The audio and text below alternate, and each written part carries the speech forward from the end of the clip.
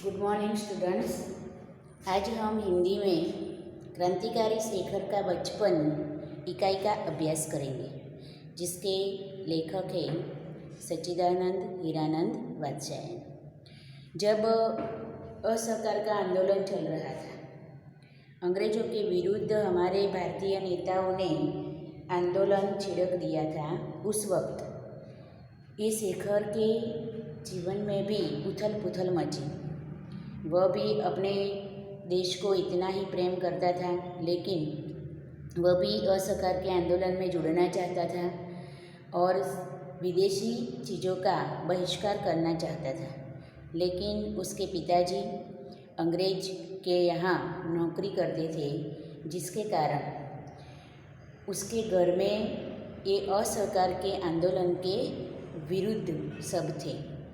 शेखर स्वतंत्रता की भावना में जब बहने लगा तो उसके पिताजी ने उसका घर से बाहर जाना बंद कर दिया। फिर शेखर ने घर में रहकर ही विदेशी चीज़ों का उसने बहिष्कार किया। उसने विदेशी चीज़ों को अपनाना छोड़ दिया। पहले से ही बचपन से ही घर में अंग्रेजी भाषा बोली जाती थी, जिसके कारण उसकी मातृभाषा अंग्रेजी बन गई थी। लेकिन वह अंग्रेजी भाषा से घृणा करता है, क्योंकि वह अंग्रेज़ों की भाषा थी। धीरे धीरे वह हिंदी भाषा यानी कि हमारे देश की भाषा को, वह हमारी राष्ट्रभाषा को सीखने का प्रयास करने लगा। बचपन में उसने एक राजा हरिश्चंद्र नाम का नाटक देखा था। उसकी गहरी असर उसके मस्तिष्क पर थे, जिसके कारण उसने घर बैठे ही स्वतंत्रता आंदोलन को प्रेरणा मिले, वेग मिले, ऐसी एक नाटक उसने लिखा, और वह भी हिंदी में लिखा। पिताजी को पता न चले इस तरह उसने वह नाटक लिखा। जब भी वह धीरे धीरे वह हिंदी बोलने का प्रयास कर रहा था, सीख रहा था। एक दिन पिताजी के साथ बांकीपुर स्टेशन पर वह बैठा था। वहाँ एक लड़का आया, फिर अंग्रेजी में उसके सामने बोलने लगा। फिर भी वह अंग्रेजी जानता था, फिर भी उसने कुछ उत्तर नहीं दिया। और पिताजी उस पर गुस्से हुए, क्योंकि पिताजी को ऐसा लगा कि वह उस लड़के के प्रश्न का उत्तर न देने से वह लड़का इस बालक को बुद्धू समझ रहा है, वो अंग्रेजी नहीं जानता, अनपढ़ है, ऐसा समझ रहा है। इसलिए उनके स्वाभिमान को ठेस पहुंची पिताजी के, और लेखक को उन्होंने डांटा। फिर वो गाड़ी आ गई उस वक्त, तो वह बुरी डांट से बचे, लेकिन वो पिताजी उससे नाराज थे। वह जान ही गया था शेखर। फिर एक दूसरा प्रसंग यहाँ पर बताया गया है कि जब स्वतंत्रता आंदोलन में जुड़ने के लिए मना कर दिया पिताजी ने, और घर से बाहर जाना भी उन्होंने छोड़ दिया, क्योंकि उनके पास देसी कपड़े ज़्यादा नहीं थे और उन्होंने विदेशी कपड़ों का बहिष्कार किया था। इसलिए उनके पास ज़्यादा कपड़े नहीं थे देसी, इसलिए उन्होंने घर पर बैठे ही स्वतंत्रता आंदोलन में सहयोग दे सके ऐसा प्रयत्न किया। फिर एक दिन घर के सभी सदस्य घर से बाहर गए थे। सिर्फ माँ घर में थी, लेकिन वो भी ऊपर के कमरे में थी। इसलिए लेखक ने यानी कि शेखर ने सभी कमरों में जाकर सभी विदेशी कपड़ों को इकट्ठे किए और उसमें मिट्टी का तेल डालकर उसे जला दिया। और गांधी की बोलबाला, दुश्मन का मुँह काला, ये जो नारा बाहर से उन्हें सुनाई दे रहा था, उस नारे को वह सुनते ही उनके दिल में एक अनोखी स्वतंत्रता की लहर जाग उठती थी। वह देश के प्रति अपने प्रेम उमड़ आता था। वह भी अपने खिड़की में बैठकर, अपने बरामदे में बैठकर ये नारे को दोहराया करते थे। इस तरह बचपन में शेखर ने किस तरह स्वतंत्रता आंदोलन में गांधी जी को सहयोग दिया, इसका विवरण इस कहानी में बताया गया है। तो क्रांतिकारी शेखर का बचपन, लेखक परिचय हम देखें। साहित्य प्रकारे उपन्यास यानी कि गुजराती में આપણે એને નવલકથા કહીએ, એનો એક અંશ છે। તો ઉપન્યાસ અંશ સચ્ચિદાનંદ હીરાનંદ વાત્સ્યાયન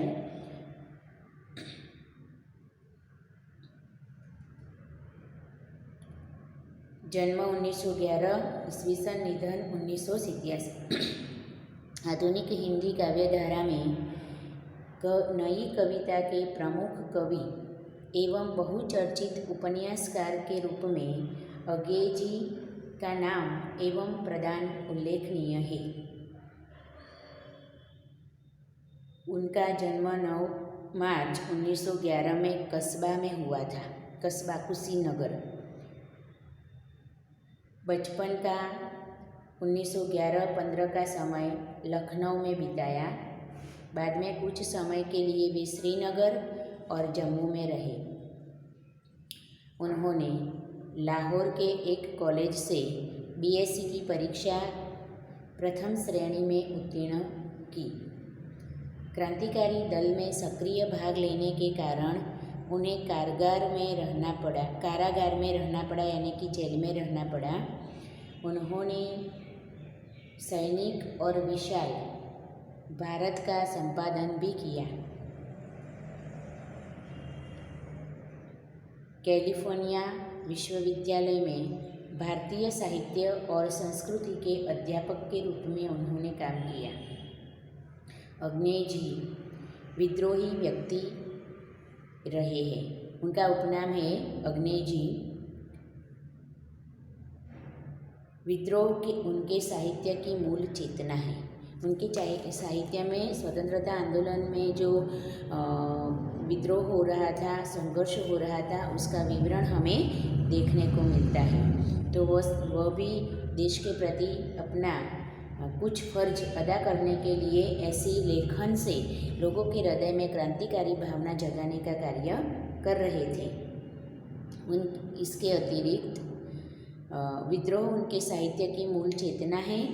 उनका उपन्यास शेखर एक जीवनी प्रेमचंद के गोदान के बाद सबसे महत्वपूर्ण उपन्यास माना जाता है। तो हमारे सबसे श्रेष्ठ उपन्यासकार जो प्रेमचंद जी हैं, उनके गोदान, गबन, ये सब जो उपन्यास है उसमें गोदान का नाम सबसे ऊपर लिया जाता है और दूसरे नंबर पर शेखर एक जीवनी अज्ञे जी का जो उपन्यास है उसका स्थान रहा है। इन्हें प्रेमचंद के गोदान के बाद सबसे महत्वपूर्ण उपन्यास माना जाता है। इसके अतिरिक्त उन्होंने नदी के द्वीप और अपने अपने अजनबी उपन्यास भी लिखे हैं। वे हिंदी कविता में प्रयोगवादी आंदोलन के प्रवर्तक माने जाते हैं। इन्हें आंगन के पार द्वार काव्यकृति पर साहित्य अकादमी ने पुरस्कृत किया। कितनी नावों में कितनी बार पुस्तक पर ज्ञानपीठ पुरस्कार प्रदान किया गया। भग्नदूत, चिंता, इत्यलम, हरिघास पर क्षणभर, बावरा अहेरी, अरि ओ करुणा प्रभामय उनकी प्रमुख काव्य कृतियाँ हैं। उन्होंने तार सप्तक का भी संपादन किया है। क्रांतिकारी शेखर का बचपन उनके प्रसिद्ध उपन्यास शेखर एक जीवनी भाग 1 का अंश है। यह उपन्यास 1940 ईस्वी सन में लिखा गया था। बचपन से लेकर कॉलेज जीवन तक का जीवन विचित्र है। शेखर का जीवन दर्शन स्वतंत्रता की खोज लक्षित है, वह नील पर चलने वाला नहीं है। शेखर का बचपन क्रांतिकारी विचारों से अभिभूत था। वह ब्रिटिश शासन का जबरदस्त विरोध और स्वदेशी चीज़ों का चाहक था। अंग्रेजी के बजाय हिंदी का हिमायती और बचपन के उसके जीवन का कुछ अंश उस उपन्यास में संकलित है। तो बचपन से ही शेखर में देश के प्रति प्रेम भावना थी, जिसके कारण वह विदेशी चीज़ों का विरोध करता था। वह विदेशी भाषा का भी विरोध करता था और हिंदी का हिमायती था। असहयोग की एक लहर आई और देश में बह गई। असहयोग यानी कि सहयोग न देना। अंग्रेज सरकार जो भी नियम बनाती थी, जो भी कायदे कानून बनाती थी, उसमें सहयोग न देना। तो इसके विरुद्ध जो आंदोलन शुरू हुआ उसे असहयोग आंदोलन यानी कि यह असहयोग की एक लहर आई और देश में बह गया। शेखर भी उसमें बहने की चेष्टा करने लगा। शेखर भी असहयोगी आंदोलन में जुड़ने का प्रयास करने लगा और जब नहीं बह पाया तब हाथों से खेकर अपने को बहाने लगा। हाथों से खेना मतलब नाव को आगे बढ़ाना या धकेलना, नाव को हाथों से आगे बढ़ाना। तो यहाँ पर सहयोग देना चाहता था। असहकार के आंदोलन में, असहयोग के आंदोलन में वह अपना सहयोग देना चाहता था पर नहीं दे पाया, तो वह खुद अपने जीवन रूपी नाव को अपने हाथों से उसमें धकेलना का, आगे बढ़ाने का प्रयास करने लगा। उसने विदेशी कपड़े उतार कर रख दिए। स्वतंत्रता आंदोलन में वह जुड़ना चाहता था लेकिन पिताजी ने उन्हें नहीं जुड़ने दिया क्योंकि पिताजी एक अंग्रेज शासन के नौकर थे। तो पिताजी ने उन्हें असहयोग के आंदोलन में नहीं जुड़ने दिया, तो वह खुद अपने आप को इस सहयोग में अपने आप को जुड़ने के लिए, अपने आप को इस आंदोलन में जोड़ने के लिए वह खुद घर पर रहकर ही प्रयास करने लगा। उसने विदेशी कपड़ों को उतार कर रख दिए, यानी कि आज से मैं विदेशी कपड़े नहीं पहनूंगा, अपने देश में ही अपने भाई बहनों ने, अपने देशवासियों ने तैयार किए हुए कपड़े ही मैं पहनूंगा, ऐसा उसने नियम लिया। विदेशी कपड़े उतार कर रख दिए। जो 2-4 मोटे विदेशी कपड़े उसके पास थे वही पहनने लगा। उसके पास जो देसी कपड़े थे वही पहनने लगा। बाहर घूमने मिलने जाना उसने छोड़ दिया। उसके पास कपड़े थे नहीं, पिताजी उसे देशी कपड़े तो ला कर देने वाले नहीं थे, तो उसने जो भी घर में थोड़े कुछ थे कपड़े वही पहनना शुरू किया और वो भी मोटे थे, तो उसने बाहर घूमने फिरने जाना छोड़ दिया क्योंकि इतने देसी कपड़े उसके पास नहीं कि बाहर जा सके। उसके पास इतने देसी कपड़े नहीं थे कि जिसे पहनकर वह बाहर जा सके। प्रायः दोपहर को वह ऊपर की एक खिड़की के पास जाकर खड़ा हो जाता और बाहर देखा करता। वह दोपहर के समय घर के ऊपर की खिड़की में जाता और बाहर देखता और कुछ सुनाई देता तो उसे सुनता। कभी दूर से जब बहुत से कंठों की समवेत पुकार उस तक पहुंचती थी। समवेत यानी कि सामूहिक पुकार जो लोग कर रहे थे वह उसके कानों तक पहुंचती थी। क्या बोलते थे वो लोग? तो गांधी का बोलबाला, दुश्मन का मुंह काला, यानी कि गांधी जी को उस वक्त गिरफ्तार किया था, तो उसको छुड़ाने के लिए, गांधी जी को छुड़ाने के लिए एक आंदोलन शुरू हुआ था। तो उसमें लोग बोलते थे कि गांधी का बोलबाला यानी कि अति प्रसिद्ध होना और दुश्मन का मुंह काला। तब उसके प्राण पुलकित हो उठते थे। पुलकित होना यानी कि प्रसन्न होना।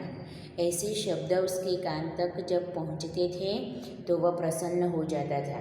तब उसके प्राण पुलकित हो उठते और वह भी अपनी खिड़की से पुकार उठता था और वह भी अपनी खिड़की में खड़े खड़े यही बात दोहराने लगता था कि गांधी का बोलबाला, दुश्मन का मुंह काला। मुंह काला होना यानी कि बदनाम होना। यहाँ पर मुहावरों का अर्थ है समवेत। मुंह काला होना तो बदनाम होना, मुंह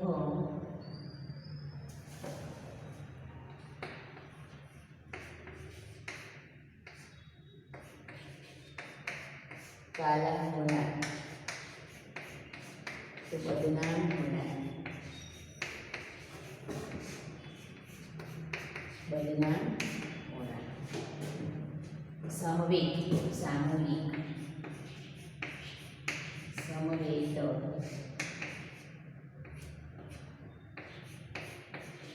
सामूहिक,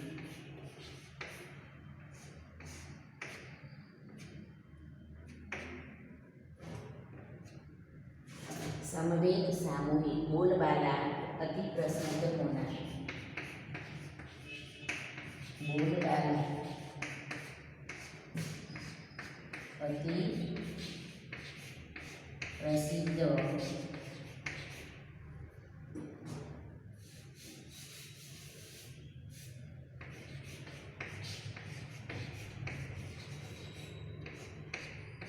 प्रसिद्ध होना, अति प्रसिद्ध होना। असहयोग, सहयोग न देना।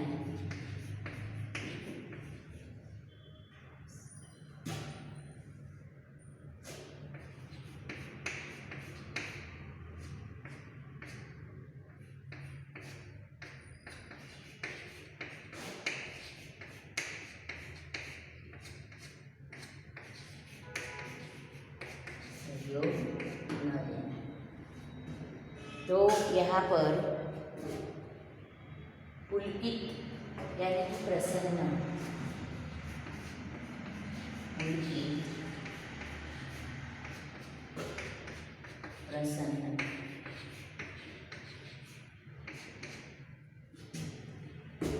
तो असहयोग के आंदोलन में जुड़ने के लिए उसे मना कर दिया।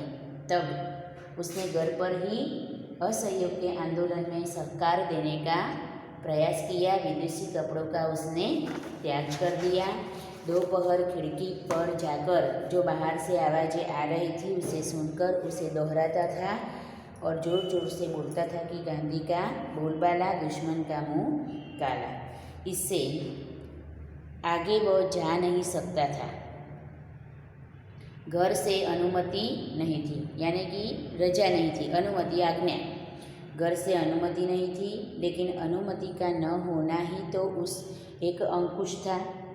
उसे असहकार आंदोलन में न जुड़ने पर अंकुश था, जो निरंतर उसे कोई मार्ग ढूंढने के लिए प्रेरित किया करता था। जब भी हम किसी बच्चे को या कोई भी व्यक्ति को कोई काम करने से मना कर देते हैं और वह ये काम करना चाहता है, तो जिस तरीके से वह जुड़ना चाहता है, करना चाहता है, उसे मना करते हैं तो वह दूसरा रास्ता ढूंढता है।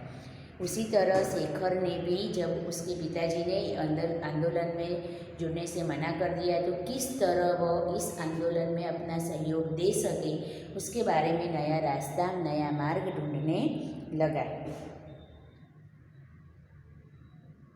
अंकुश था जो निरंतर उसे कोई मार्ग ढूंढने के लिए प्रेरित किया करता था। माँ के अतिरिक्त सब लोग बाहर गए हुए थे। एक दिन माँ के अतिरिक्त घर के सभी सदस्य बाहर गए हुए थे। माँ ऊपर कोठे पर बैठी हुई थी।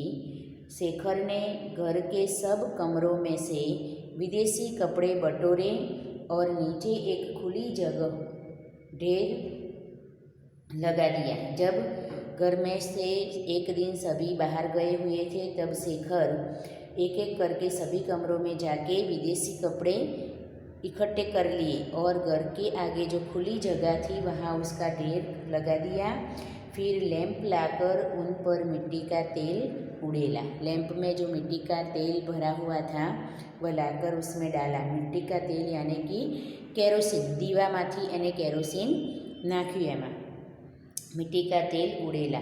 तेल का पीपा नौकर के पास तेल का जो बड़ा पीपा था वह तो नौकर के पास रहता था और वहाँ जाने की उसकी हिम्मत नहीं थी, नौकर के पास जाकर मांगने की उसकी हिम्मत नहीं थी।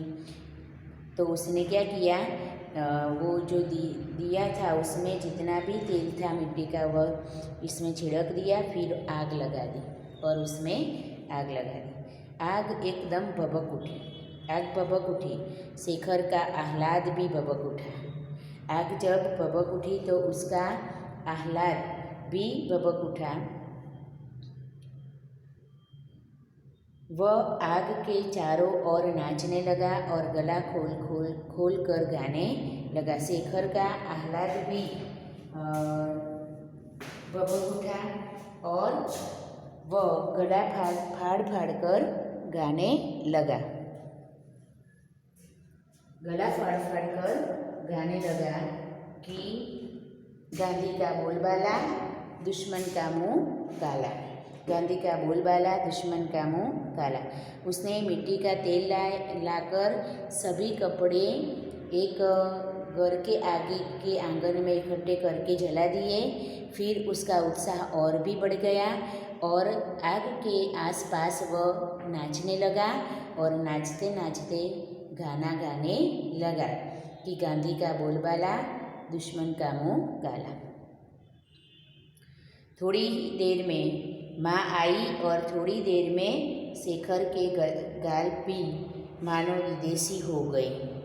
थोड़ी देर में माँ आई, माँ ने सब कुछ देखा तो 2-4 तमाचे लगा दिए तो उसके गाल भी लाल हो गई, मानो विदेशी हो गई, जलने लगे, लाल होने लगे, लेकिन ढेर राख हो गया था। तब तक जब माँ आई तब तक तो जो कपड़ों का ढेर किया हुआ था वह राख हो चुका था।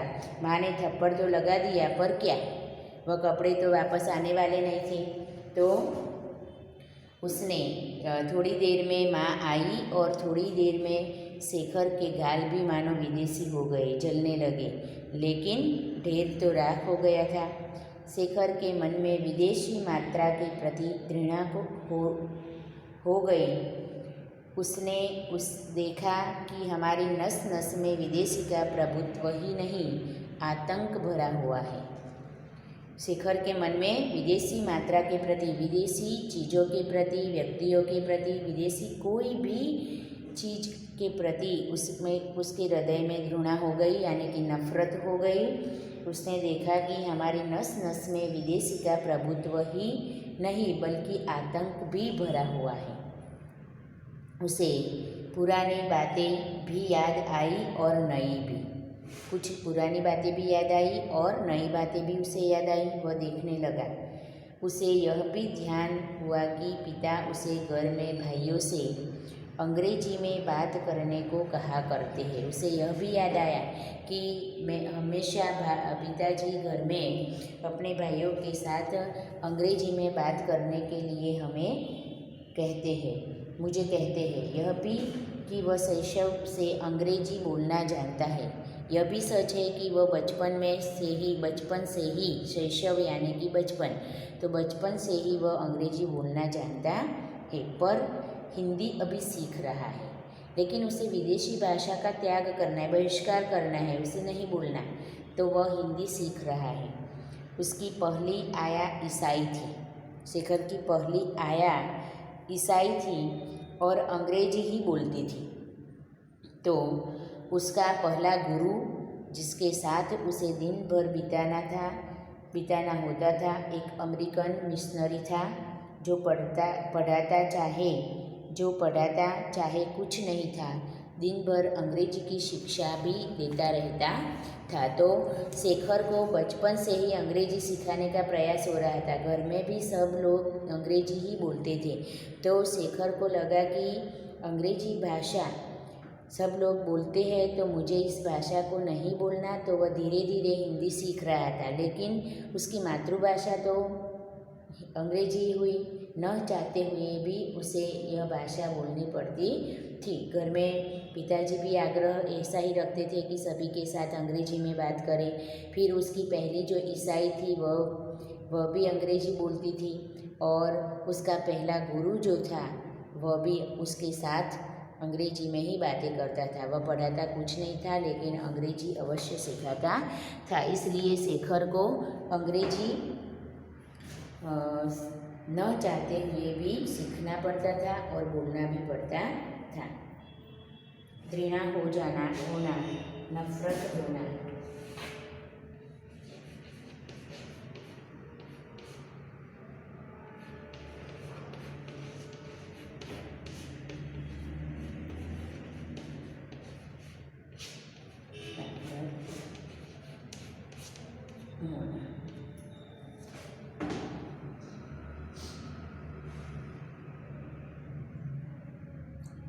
आतंक यानी कि भय।